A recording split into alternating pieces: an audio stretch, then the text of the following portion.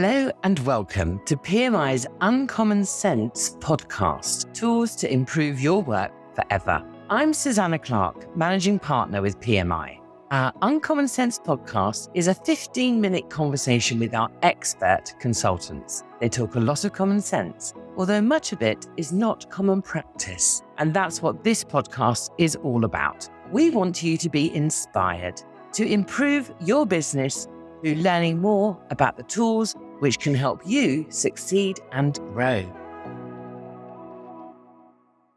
Today, I'm joined by Dennis Crommentuijn-Marsh.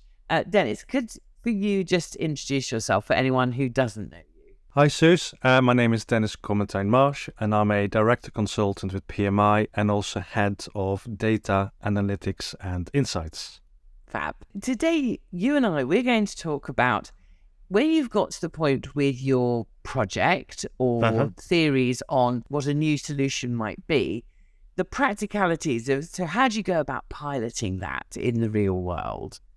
Can I ask, first of all, what made you choose this to talk about? So it's an interesting challenge in a lot of projects that I observe or work in, where we have done a good job or fantastic job on the first half of the improvement cycle. We've done a thorough job on diagnosing, on investigating sources. It's stable. And then what I sometimes witness is this magical jump from solution to implementation without a thorough test. And I very often see this blinkered approach to confirming evidence, and we stop looking for disconfirming evidence. So we throw a number of underlying principles out of the window at this point because we're so eager to get to implementation and close the project out. And of course, in that journey, I see a lot of times, therefore, mistakes being made. And therefore, the solution which is being implemented is actually not what's really going to make the benefit it potentially could have been. Right. Okay.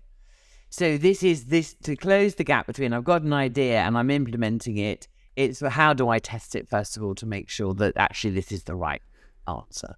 Yes, absolutely. Yes. Okay. So first of all, do you want to just talk a little bit about that, about some of the things people should be thinking of when they're getting ready to test? Absolutely. So, let me first give a few principles. Then I'll give you a couple of bad examples, and then how to therefore, by giving you bad examples, what not to do. Great. So always go to the 3-question model. That number one, what are you trying to accomplish here? What's the purpose of you testing? And within that, you need to inform the organization that you may not get it right. The thing you're about to test may be a disaster, lead to scrap, lead to rework. So one of the tips I gave recently to an organization on this is to say build in budget for testing. In the old days, it was just called rework or extra time or overtime or scrapping, but build in that budget for time, resources or materials that may be negatively impacted. And then inform the organization it may not work right first time. So I think that's probably the number one thing, to get right up front clear with your sponsor and also with the executive team. And that's sometimes difficult to swallow, isn't it, for everybody, because we're geared to want it to be right first time. Absolutely. And you get this conflict between the head and the heart. I wrote a blog on this on LinkedIn.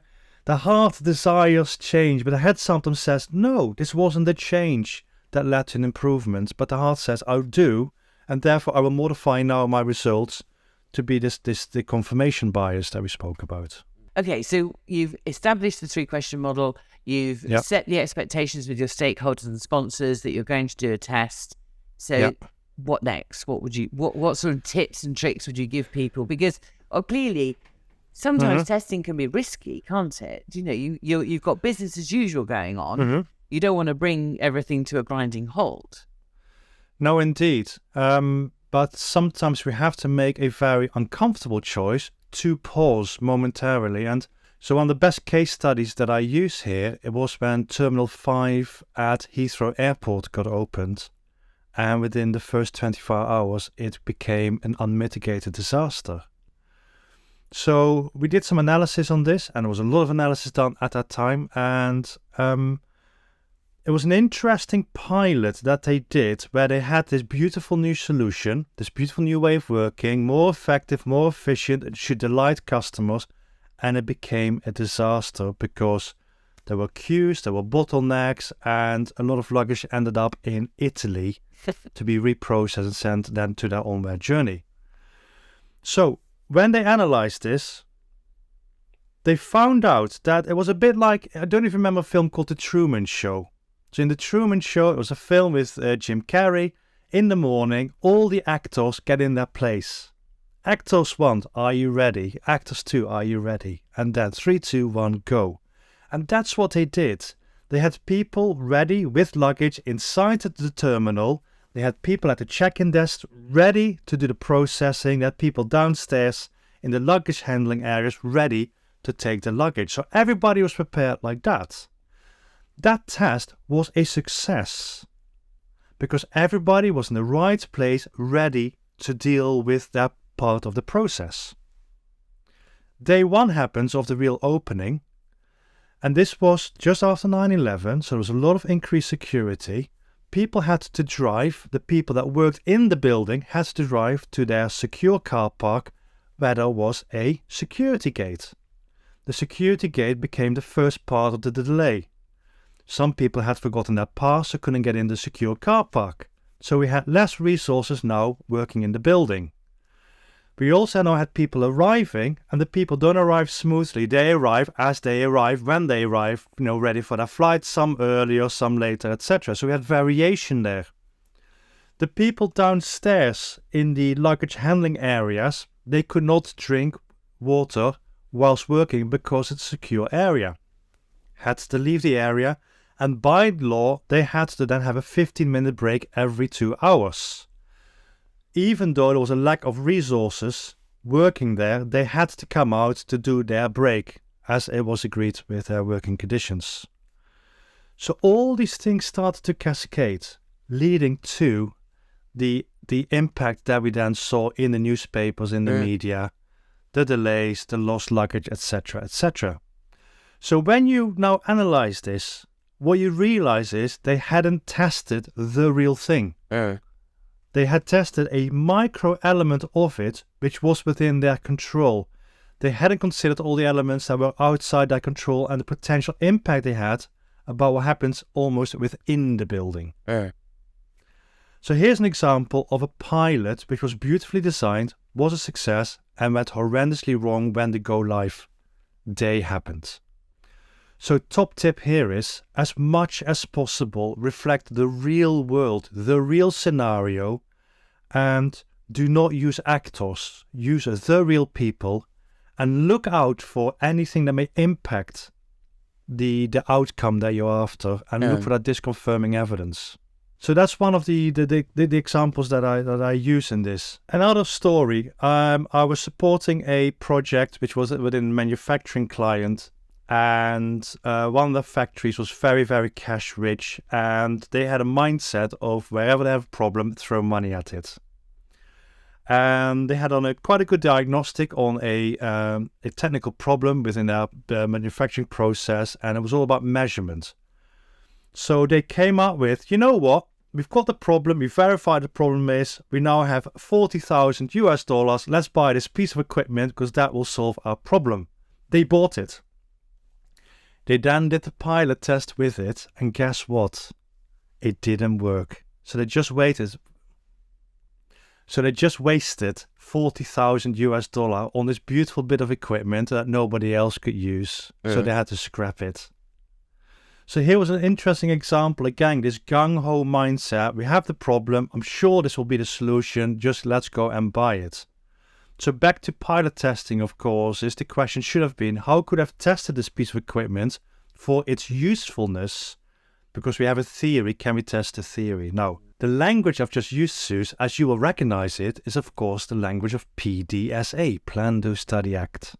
So my top tip I would give to anybody that wants to pilot a solution, number 1, 3-question model, what you're trying to accomplish, baseline measure and ongoing measure during the test, and then what changes can we test that result in an improvement. Start with as many as you can possibly feed in to your schedule, and then look for disconfirming evidence. So be brave to say abandon or adapt.